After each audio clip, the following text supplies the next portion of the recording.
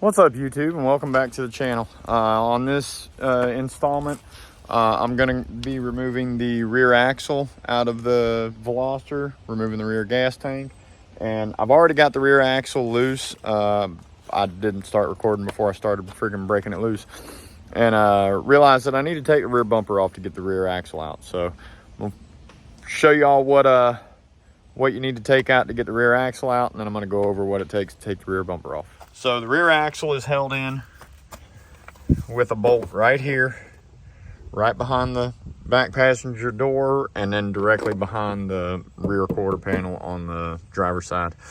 And that's a 19 millimeter bolt. You got a 19 millimeter bolt holding in the top of the shock, and then you've got a 19 millimeter nut holding the bottom of the shock. So there's both my shocks.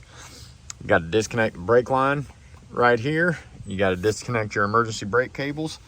They are laying right there. You can see them. And there's two brackets, that one and that one. They're both held in with a 12 millimeter nut or bolt up underneath. And just pull it all out. And then the whole axle's ready to come out. Problem is, with the tire still on here, I could take the wheel off and drag it out, but I want the wheel to stay on here so I can roll it. So I'm going to pull the rear bumper off. So in order to pull the rear bumper off, you need to remove this interior splash panel. I'm going to go ahead and remove that, but you've got a nut here. You've got a push clip here. And then you've got a screw here, and I believe one underneath. Yeah, you got one under the bottom side. Take those out, and then there's another push clip right here, and then that whole splash pan should come out.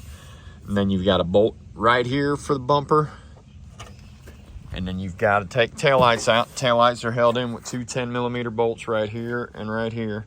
And then you've got a Phillips head screw, push clip, Phillips head screw, push clip, same thing down there. And then the whole bumper should pop off. All right, once you get both of the fender liners out on both sides and get all those clips and screws out, there are two more screw push clips. One here and one over there, and then there's two 10 millimeter nuts, one right here on the side of your license plate and one right here right on the side of your license plate.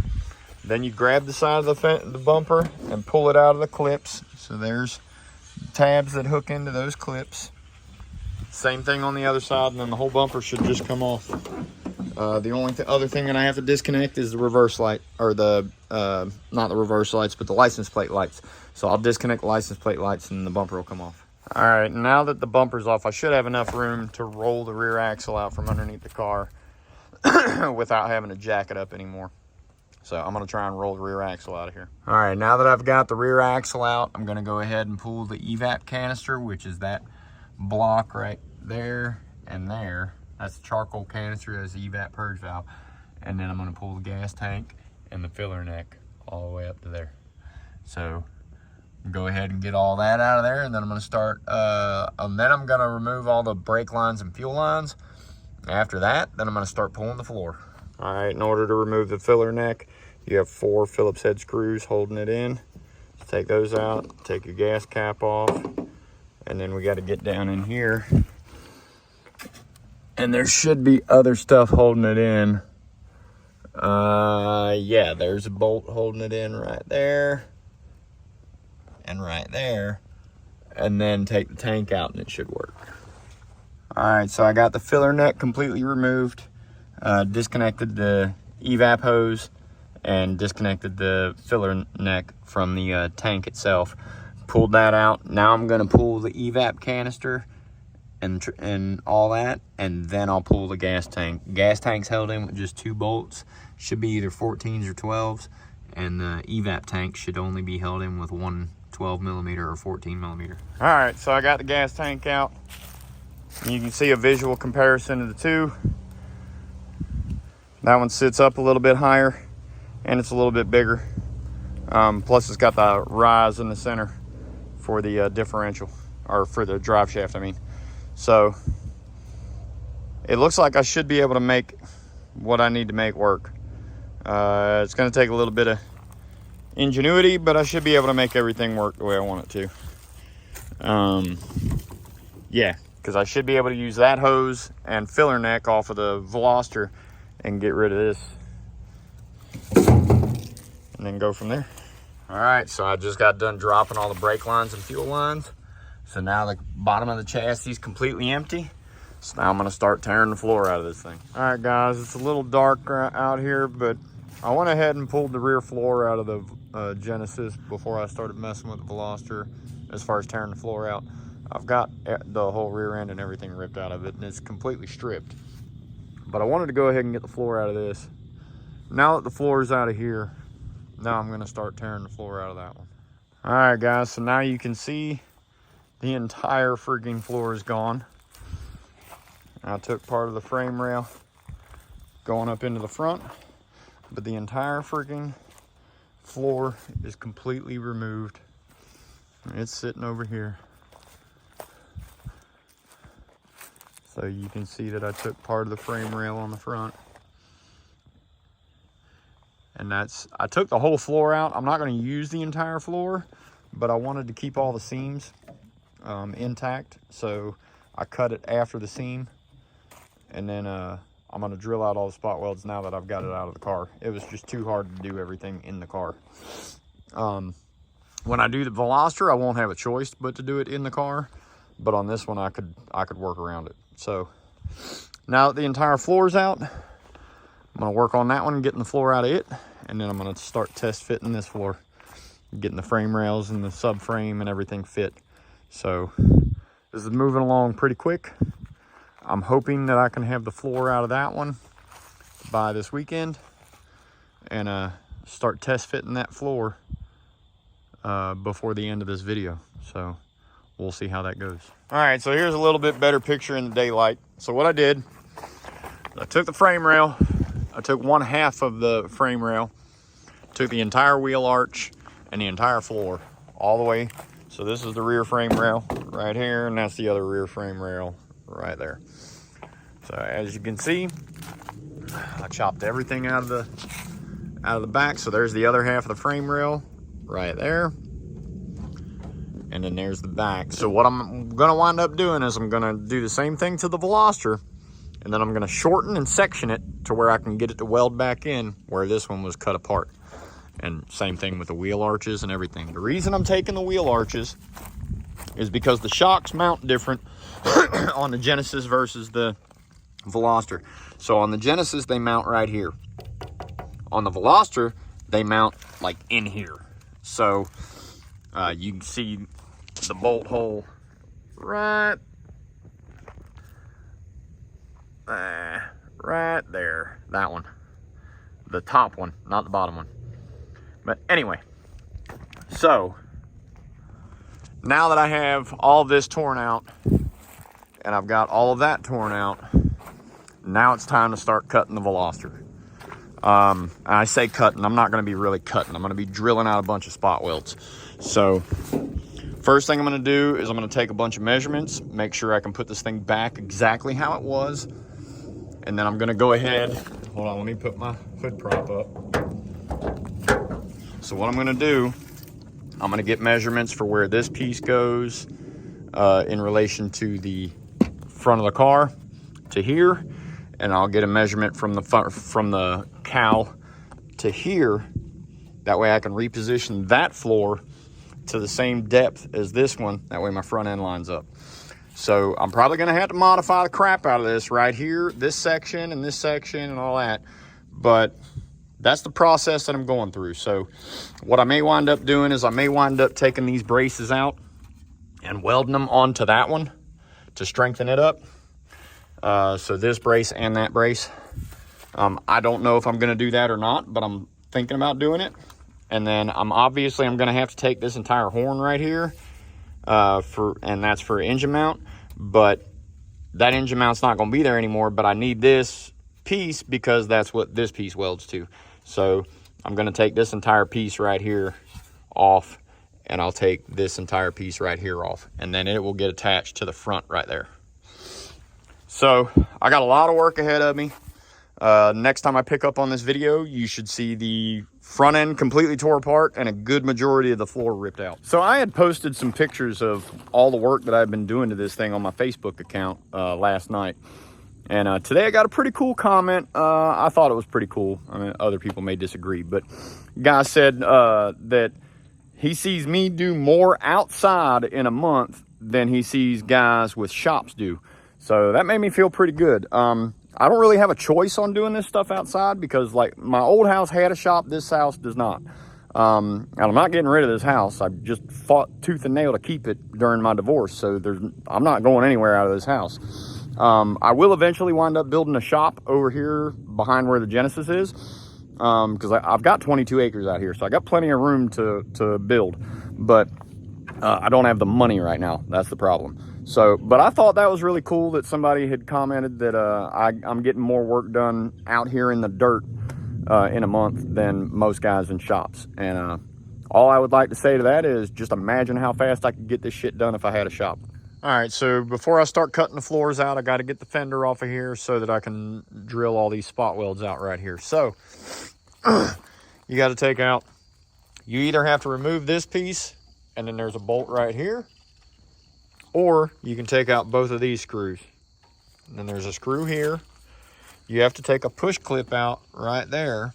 I don't know if I can get it to show it, but there's the push clip. You got to take that out because there's a screw underneath here. And then there's a screw. Ah, crap. I gotta move the fucking floor. All right. And then there's some screws in through here, I believe. I've never taken the fender off of one of these, so I gotta research it. I'm pretty sure. Yeah, so there's more push clips down inside in the door. So I'd imagine this is a real pain in the ass to take off. So let me see what I got to do, and I'll pick back up. Okay, so the bolt doesn't come in through the door opening. It comes in from inside the fender well. So there's a nut right there. And then you've got two bolts down here. You got one there and one right there. So you got two down there, a nut in the fender well, a bolt here, two bolts here, or one bolt here. And then the whole fender will come off. It'll be the same way for the other side. Okay, so my game plan for after looking at this thing for a couple days and trying to figure out what I want to do, I think my game plan for this thing is to separate this plate right here from the shock tower and then leave everything else hooked up to the frame rail. Just separate it from the front upright and get this separated from the upright, get this stuff separated from the upright, separate the firewall, and then do the same thing on that side, and then separate the floor, and leave the rain tray with the top of the shock tower sitting there.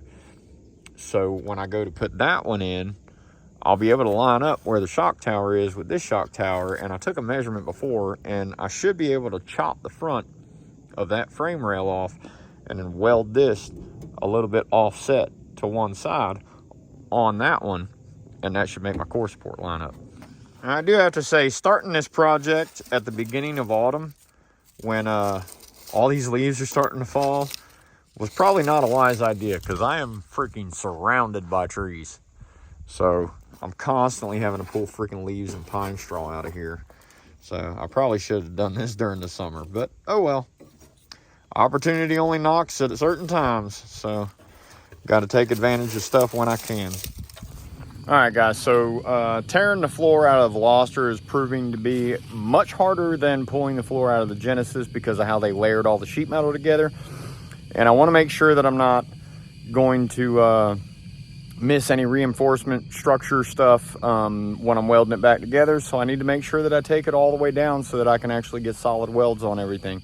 So I'm having to tear this thing down way smaller than I did the Genesis, basically so I don't tear anything up, because I need to be able to reuse any of these pieces as needed so that I can get the front end to fit back onto it, since I'm not going to have the same chassis on it, at least as far as the front goes. So it's proving to be a little bit more difficult, but I'm still getting it done, making a lot of progress. But I've been working on it all day today. I've been out here for probably about 8 to 10 hours today. And I've drilled probably about 500 or 600 holes. And I'm nowhere near where I want to be. There's dual layer steel on the firewall. And in order to get all the seams across, all the spot welds across the seam on the firewall, you have to remove that double wall steel. So, and then I had braces that I had to remove. I'm still having to remove stuff from the front. It looks like I'm gonna have to remove the rain tray in order to get the shock towers out. So this is proving to be a lot more difficult than the Genesis. But I didn't care if I tore the Genesis up as long as I didn't mess the floor up. The Veloster, I don't want anything to get tore up, so I'm taking a lot more time with this. I'm being a little bit more delicate with this. And like I said, it's adding a significant amount of time to this part of the build. But the shining light about all this is, once I get the floor put into the Veloster, it's basically bolt the freaking thing together and do a little bit of wiring. Not a whole lot of wiring that I'm gonna have to do. But the dashboard, modifying the dashboard to make it work with all the electronics from the Genesis, or making the Genesis dashboard fit into the Veloster. I don't know what direction I'm gonna go. I know I'm using this, I have to use the center console out of the Genesis for the push to start, because it's got the key that actually clips into a socket, and then the push to start works. And then I also, I'm using the seats out of the Genesis and all the electronics. So I don't know if I'm gonna be forced to use the Genesis dashboard because of the electronics, or if I can modify what I need to on the Veloster dashboard to make all the electronics work from the Genesis. So that's gonna be probably the second hardest part. The floor is the hardest part, and then the dashboard is gonna be the second hardest part. Everything else is basically gonna bolt right in once I get the floor done and I get the dash figured out. So got those few major hurdles to overcome, but I'm gonna keep plugging away on this thing. I was hoping to be able to post an update showing the Genesis floor test fit, but that probably won't happen until next weekend. I'm gonna be working on this thing all day tomorrow, so I'll probably get the entire floor out tomorrow, because I'm about halfway there now. And then if I get the entire floor out tomorrow, I should be able to test fit the, I'll take measurements and everything once I get the floor out, because I'm not going to immediately go throwing it into the Veloster. I have to cut and modify it to make it fit. But when I get the floor out of the Veloster, then I can take exact measurements of what I need to do to the Genesis floor. I can figure out my mounting points. I can figure out what I need to modify as far as the front goes from where the firewall is. And I should be able to make most of those adjustments outside of the car, and then get it set into the car and do my fine tuning with it in the car. And then if it fits when I first set it in there, it's getting freaking welded in as long as it's square. So that's the biggest thing, is I got to make sure this thing stays straight and square and true, because I don't want it dog-legging down the road when I get the alignment done on it. That's measurements is all. It seems like that's all I'm going to be doing for a couple days after I get this floor out. And I've already been doing it for a couple days while I've been taking the floor out and before I started taking the floor out, so that I can make sure I get all this stuff back where it goes. So it's very time consuming, very involved, but ultimately I think this is going to be the best solution for doing this rear wheel drive conversion. So we'll see. But anyway, I'm going to flip the camera around, show you what I did, and then we'll wrap this video up. So far I have taken, you can see all those spot welds that I drilled out of the firewall. There's this plate. So this plate mounts over top of that side of the firewall. That plate mounts over top of that side of the firewall. So the firewall is completely separated all the way across the rain tray. I've got about half of the floor drilled out up to about there. I've got spot holes drilled over there. I haven't drilled out the spot welds yet, but I've got my pilot holes drilled. And I drilled out all the spot welds across here. I was going to take it out up here, but because that floor needs to be shortened, I'm going to try and overlap this onto the floor, and then I'll just cut out where the tunnel goes. That way I can keep the original tray for the Veloster rear seat. So that's going to wrap up this video. Really appreciate you guys tuning in and checking out the progress on the build. I'm hoping in the next video to have some major progress done, because like I said, I'm hoping to have the floor actually fit into the vehicle, at least the front half of the floor fit into the vehicle in the next video. So Like always, if you like what you saw in this video, if it helped you out in any way, which I don't know what this would have helped you do, but unless you're trying to do this exact same swap, and I would not recommend this unless you have a whole lot of experience in fabrication and design and electrical, mechanical, you name it. This is a lot of work. I don't want to understate that. This is a lot of work. But again, thanks for tuning in and checking out the progress of the build, and I'll check you in the next video. Have a great one.